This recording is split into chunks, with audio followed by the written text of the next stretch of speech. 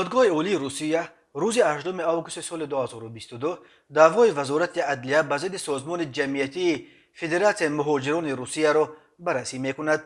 وزارت عدلیه با عریضه دعواگی به دادگاه عالی مراجعت کرده خواسته است که فدراسیون مهاجران یکی از بزرگترین سازمان‌های مهاجران در روسیه را برهم بدهند.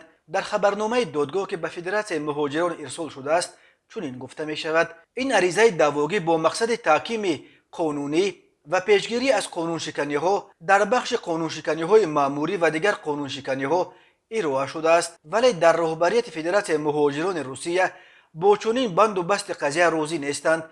وادیم کوژنوف پرزیدنت فدراسیون گفت تمام فعالیت های این سازمان به تحکیم قانونیت و پیشگیری از قانون شکنی ها در قلمرو روسیه روانه شده است. کوژنوف در یک بیانیه موقع خود را به مرافعه قضیه فدراسیون مهاجران روسیه در دادگاه عالی این کشور چنین بیان داشت: من از چنین گردش تحولات سخت در حیرت افتادم، به ویژه در شرایط کنونی که ما در لابلای تهدیدهای واقعی در یک شرایط مرکب قرار داریم. وزارت عدلیه به چند حالت جزئی در آیین‌نامه فدراسیون مهاجران روسیه تمرکز کرده متاسفانه به جای مکالمه سازنده برای اصلاح این حالتهای خرد و ریزه، ما با عریضه دعواگی به دادگاه عالی با طلب برهم دادن سازمان ما روبرو شدیم. چون این صورت حال خیلی نافهمه و نابجا می شماریم. وادیم کوژنوف از همه دعوت کرده است که در مرافعه دعوای ضد فدراسیون در دادگاه عالی که به صورت آزاد برگزار می شود اشتراک کنند. فدراسیون مهاجران روسیه سال 2007 تأسیس یافته،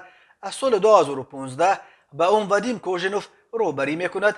این سازمان در سالهای آخر بخصوص بعد از روسیه دپارتاسیون شدن حامی شناخته حقوق مهاجران کرامت شریپوف و عملا از بین بردن سازمان فدراسیون مهاجران اسنگ که کرامت شریپوف رهبری میکرد فعالتر شد. در آغاز پاندمی کرونا ویروس فدراسیون مهاجران روسیه از حکومت روسیه خواست که زمان بود و باش و پتنت مهاجران کاری در این کشور درمانده را بدون چون و چرا و کاغذبازی به طور اتوماتیک تمدید کنند. ماه سپتامبر سال 2021 خبر عفو حدود 300,000 مهاجر از تاجیکستان و ازبکستان را نیز اولین شده فدراسیون مهاجران روسیه نشر کرد و این را نتیجه تلاش‌های از جمله این سازمان نامید.